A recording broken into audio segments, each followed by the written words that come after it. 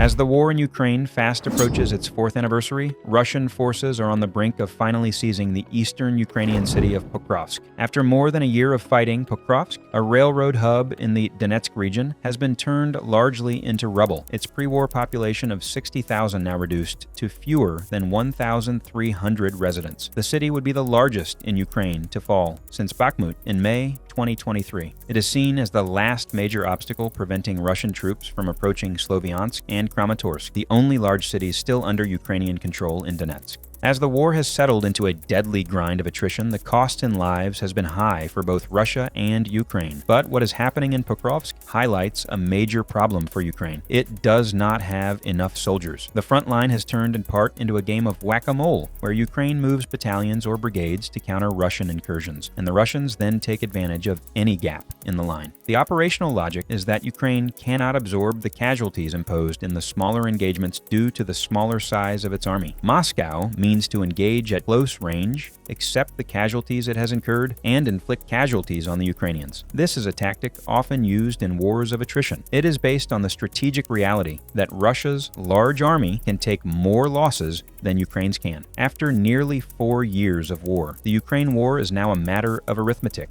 The White House will host Syrian President Ahmad al-Sharaa this week, marking the first Syrian president to enjoy this honor. But even before his arrival in Washington, the U.S. announced it was preparing to establish a military presence at an airbase in Damascus to help enable a security pact that Washington is brokering between Syria and Israel. The base sits at the gateway to parts of southern Syria that are expected to make up a demilitarized zone as part of a non-aggression pact between Israel and Syria. That deal is being mediated by U.S. President Donald Trump's administration. Since the overthrow of the al-Assad regime just under a year ago, Israel has been making aggressive strides into southern Syria and sees this as an opportunity to expand.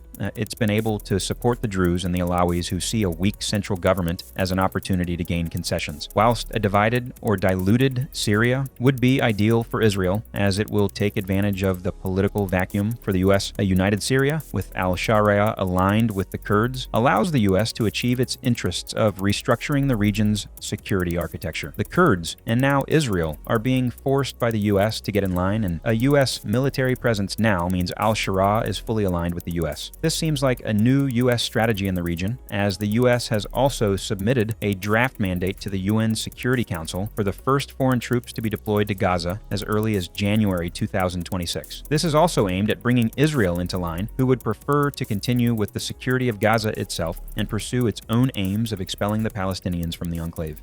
China's most advanced aircraft carrier, the Fujian, has entered service days after a grand commissioning ceremony overseen by the Chinese premier. The Fujian, the country's third aircraft carrier, is equipped with electromagnetic catapults which will allow planes to be launched at higher speeds. Its launch marked a significant step forward for Beijing, which now has the world's largest navy in terms of sheer number of ships. China has been expanding its navy at breakneck speed under Xi Jinping, putting pressure on the United States and its allies to keep up. The Fujian can launch 3 different types of aircraft with its electromagnetic catapult and flat flight deck. The domestically built vessel can carry planes with heavier weapons and fuel loads so they can strike enemy targets from a greater distance, making it more powerful than China's first 2 carriers, the Liaoning and the Shandong, both built by the Russians.